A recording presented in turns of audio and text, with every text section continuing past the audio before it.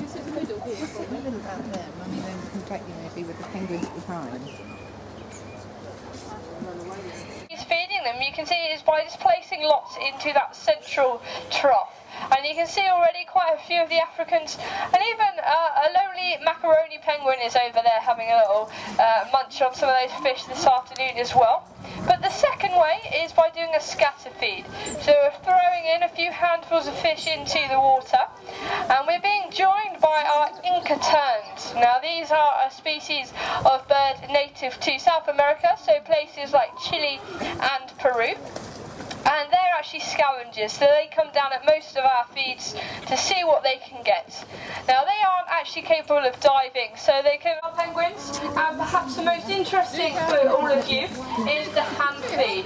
Now you can see just how close Frankie's getting to the birds, and this is done on their terms. So only the penguins comfortable coming out and having close contact with the humans are the ones that are doing so. So we've got quite a few characters coming out this afternoon. I can see a few down here in front of me, and a nice opportunity to introduce you to our African penguins is Olive. So Olive's facing all of you, and you can see she has a very spotty belly. So that's Olive, and you can see just taking a fish now, she has a very white splodge on her tail. So that's a couple of ways we can tell African penguins apart. The easiest is by looking at their bellies. They have individual spot patterns, just like you or I have individual fingerprints. So it's a really good way when you spend lots of time with them telling them apart.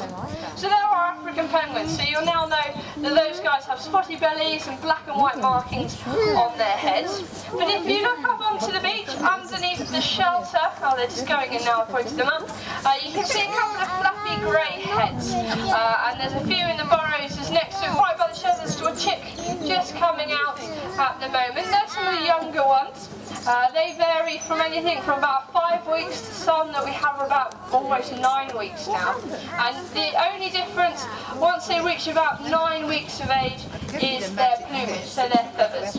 They lack the black and white markings, but instead have a silvery grey coloration to their backs.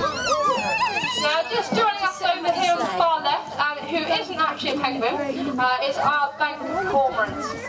Now, he's quite a cheeky chappy. Again, he'll come down during the feed. He's quite a messy eater, so I feel sorry for you guys over there. You may get he's one of the tidier or less messy eaters that we have out of the two boys that we've got here, so hopefully you won't fall prey to any loose heads this afternoon. Now the bank cormorants, as with the African penguins, do come from Africa. Most mostly it's actually around the southern coast, so from the Cape up to the coast of Namibia, and then any little sandy islands just off the shore of South Africa as well. Now you may be thinking, well, isn't Africa too hot for penguins? They like snow and ice, but not all penguins do. African penguins are what we call a temperate penguin. There are a few different types of temperate penguins, some that live in Australia and New Zealand, and even parts of South America as well, so places like the Galapagos Islands you get a few. There are lots of different penguins that don't just like snow and ice. These guys, as you can see, love sandy beaches because they'll actually burrow into the sand. And the reason they burrow, A, is to avoid heat at midday. If they're not out swimming, they may need to escape the midday sun. But more importantly, it's for this little fluffy guy's purpose. So he or she, we can't tell by looking at them, requires a safe place to develop, and that's right from the egg being laid on top of lots of little twigs to them hatching out and being fed by mum and dad. So they'll stay in their burrows, and we don't normally see them until they're about 4 weeks old when they start poking out. And you can see now they're keeping an eye out for their parents returning from the feed with Frankie this afternoon. Now the second species that we have here look very different. They're a little bit larger, but they also have yellow feathers on the tops of their heads. They're one of 6 types of crested penguin. They all have slightly different crests, they're slightly different sizes, but these ones are macaroni penguins. They don't like sandy beaches, they actually like rocky islands. So just to my left we've created a special macaroni penguin beach, and around March we spent a lot of time putting lots of pebbles onto that beach, because these guys once again don't dig burrows. It would be impossible to dig burrows with their flippers and their feet into rock. Instead they just position the pebbles and create nests on the surface. And what they'll do is just make a little scraping, and in there they'll lay their eggs. So they're quite interesting again in how they go about it, because you've seen already a few of the burrows have 2 chicks in. Mum and Dad can look after 2 chicks when they're African penguins. But for the macaroni penguins, they only ever have 1 chick in a season. And the reason for that is the first egg that they lay is quite a small one. We used to think it wasn't fertile, but we've since found out they are. They could potentially hatch into a chick. And then they lay a second, much larger egg. And it's that egg that this year hatched into this beautiful male penguin just in front of me. Now you'll see he is at his adult weight. He is in fact bigger than some of our other adults that are surrounding Frankie. And the only difference really in his appearance is his crest. So can everybody see that Flash has a very short yellow crest? So you can just see on top of his head he's got very short yellow feathers. And he won't get a longer crest until next year when he molts and grows a new set. Now that noise that was just going on just then is one of our penguins that is doing what we call an ecstatic display. So you saw it involved holding his flippers out to the side, making a honking noise, shaking his neck from left to right. And they'll do that for a few reasons. They can do it opposite a male and a female to create a bond, so it's part of the courtship, almost a penguin dating behaviour. But also, like he's doing now, just to claim and mark his territory. So they're saying, this is my part of the rocky island, don't come too close. So it's really quite interesting. When they all get going, they are very loud. And apparently, according to the BBC, who have filmed all 17 penguin species, they're apparently the noisiest and the smelliest. And I certainly agree with both, because I go home smelling of a penguin, and I also go home with a headache sometimes when they're really noisy. So I can agree completely with that comment. Now with the macaronis, it's not as easy to tell individuals apart. Some of them have very scruffy crests, some of them have very neat crests, but in all honesty that's quite a difficult way. It's such a subtle difference. Instead we actually rely on the tags that they have. And you can look on their flippers, some of them have it on their left, others on their right. And what these are for the macaronis, different colours. And for the Africans, we've either got different colours or different numbers. So this guy here has a little metal tag with some numbers on, so hopefully some of you can see with Olive, who's just facing you all shaking her head. She has a little metal tag on her left flipper, so you can see there that she has an individual number. So these are important, they just fit like a bracelet, as I said, and what they are is again unique for each individual bird. So we have a little record card, and we can keep that information, anything from if they've got a name, so obviously we call Olive Olive, so she has that written on her card, but also when she hatched, who her parents were, whereabouts, maybe on the beach or whichever burrow she's living in, and then any medical treatment she may have to. A part of captive breeding programs also have what we call an ARCS number. And this is a way of tracking them internationally, because we don't always keep our penguins here.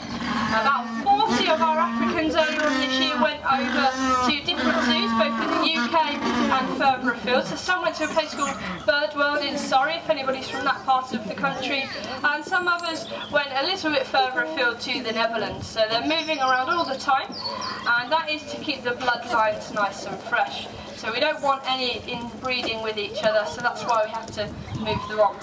So once our penguins finish breeding this year, in about a year's time, some of those youngsters will have to move on. So it's quite sad to see them go, especially if they're characters, but nonetheless it's in their best interest, so we can't get too upset about having to wave goodbye to them.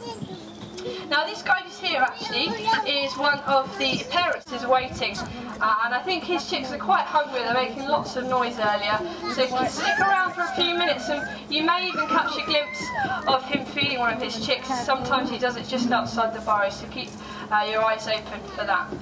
I will now, however, just like to thank you for coming today. Some of your entrance fee does go towards a project called Sankob out in South Africa that do a lot of work cleaning up African penguins that have been caught in oil and litter and things like that. So thank you for coming today, because your money, as I say, does get sent out to them every year.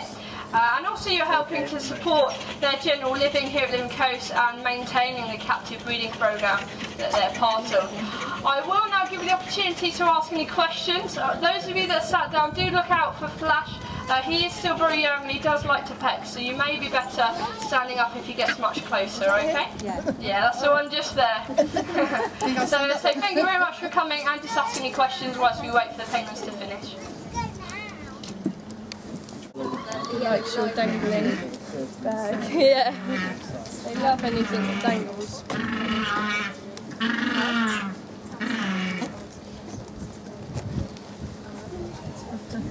Just in case you can see it, this is Charlie across the beach. His chicks are actually raised to his mother. Just past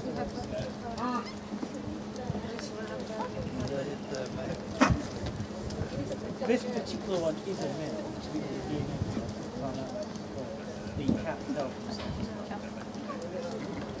Males and females have appearance. Those ones are macaroni. They're different species.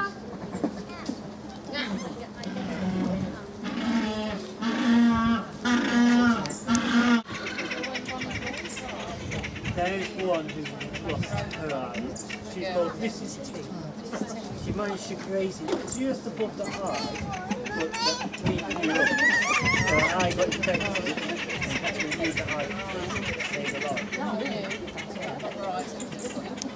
She did have a boyfriend called Mr. T, who was very affectionate before the operation, but when she came back, actually, she dumped her. Ironically, she's got a new boyfriend, Solly, and he's still single. He's serious. Can I ask you to stand up, please? This is Solly. He is very friendly, but he also tends to jump up. There's one that comes down by the beach by us.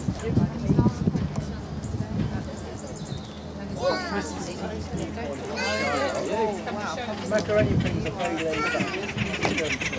Okay, yeah? Everything is a bit more sharp, more nervous.